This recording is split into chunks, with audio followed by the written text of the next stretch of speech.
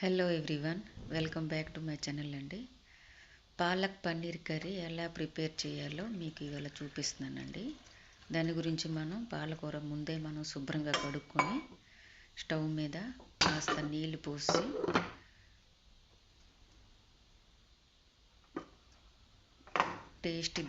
Taste గురించి కొంచెం salt add చేసుకోవాలండి.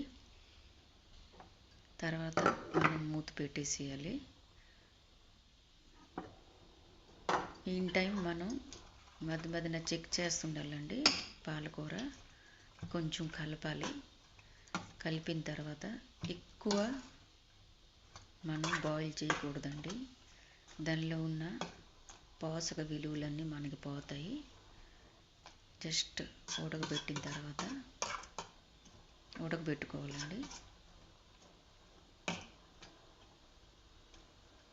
మధ్య మధ్యన చెక్ చేస్తుండాలి ఉడికిందో లేదో. ఎక్కువ ఉడకబెట్టేస్తే మనకి పాలకూర అంతా కలర్ అంతా పోతుందండి. అందుకే ఎక్కువ ఉడకనివ్వకుండా జస్ట్ మామూలుగా ఒక్క బాయిల్ కానీ 2 బాయిల్ కానీ వచ్చిన వరకు పాలకూర చెక్ చేస్తూ ఉండాలి.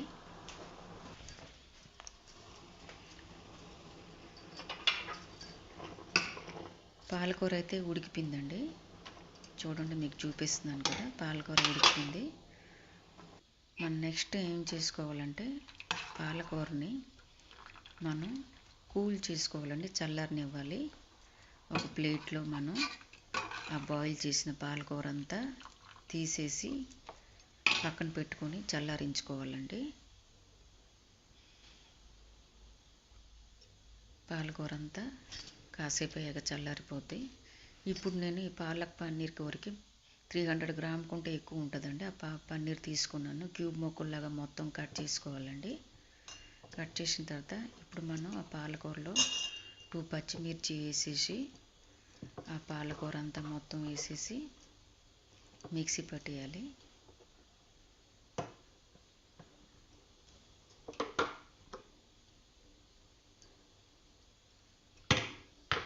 కాస్తంత వాటర్ పోసేసి మిక్సీ పట్టాలండి.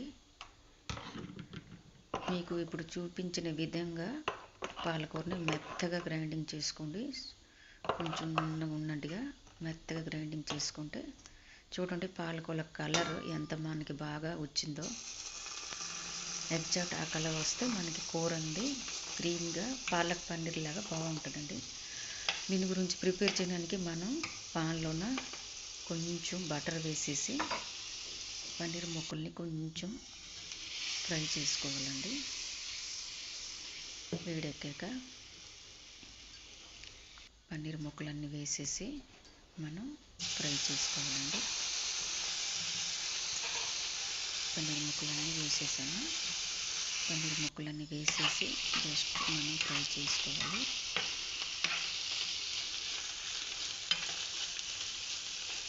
మధ్య మధ్యన కొంచెం కలుపుతుండగా సన్న మంట మీద పన్నీర్ ముక్కలన్నీ కొంచెం లైట్గా ఫ్రై చేసుకోవాలండి. పాలక్ పన్నీర్ కర్రీ నేను ఉట్టి పాలకూరతోనే చేస్తున్నానండి. మీకు ఇష్టం ఉంటే టమాటా కూడా యాడ్ చేసుకోవచ్చు. ఇప్పుడు ఎలా ప్రిపేర్ చేయాలో కర్రీ చూపిస్తున్నానండి. ముందుగా ఆ పాన్లోనే కాస్తంత నూనె, ఒక్క ఎండుమిర్చి, ఆవాలు, జీలకర్ర, మినప్పప్పు కూడా కొంచెం వేసి తాలింపు వేసుకోవాలండి. తిరగమాత కొంచెం వేగనివ్వాలండి బాగా.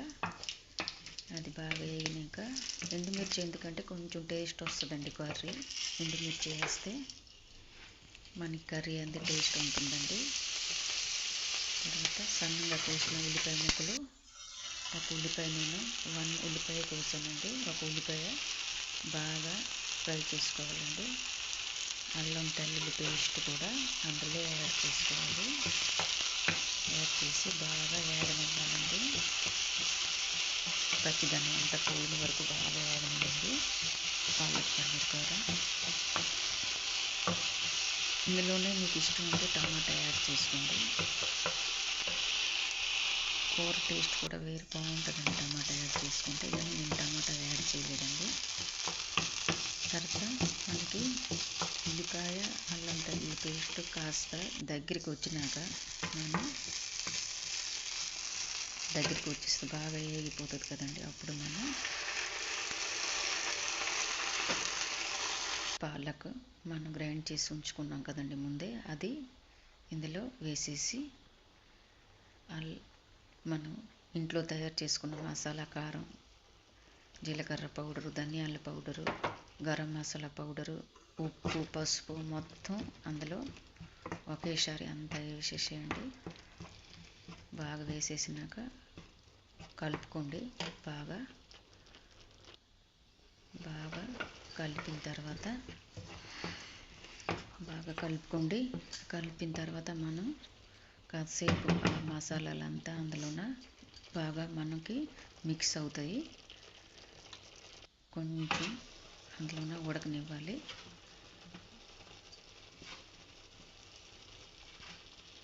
ఉడకనిచ్చిన తర్వాత అందులో మనం ముందుగా ఫ్రై చేసుకొని ఉంచుకున్న పన్నీర్ ముక్కలు అందులో యాడ్ చేసేయాలి. అన్ని పన్నీర్ ముక్కల్ని యాడ్ చేసేసి ఈ పన్నీర్ ముక్కలు ఈ పేస్ట్ బాగా కలిపేసుకోవాలండి.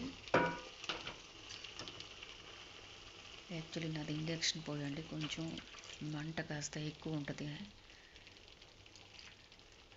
తర్వాత కొంచెం మనకి బైండ్ అవ్వాలని మొత్తం బాగా కర్రీ అంతా కొంచెం వాటర్ యాడ్ చేసుకోండి. యాడ్ చేసుకున్న తర్వాత మూత అయితే పెట్టేయండి. మనకి 5 minutes తర్వాత కర్రీ అయితే రెడీ అయిపోతుందండి. కర్రీ అయితే మనకి రెడీ అయిపోతుంది. మధ్యలో మనం చెక్ చేస్తుండాలండి, కిందకి అంటుకోకుండా ఉండడానికి కొంచెం చెక్ చేస్తుండండి. కలర్ అయితే బాగా వచ్చిందండి. పాలక్ పన్నీర్ కర్రీ చాలా ఈజీ అండి, ఏం లేదు. మీకు ఇష్టం ఉంటే పాలకులో కూడా మీరు అల్లం తెల్లుల్లి గ్రైండింగ్ చేసుకోవచ్చు. చూడండి, ఇది మనకి ఎంత డెలిషియస్గా పాలకూర కర్రీ ప్రిపేర్ అయిపోయిందండి. Thanks for watching all.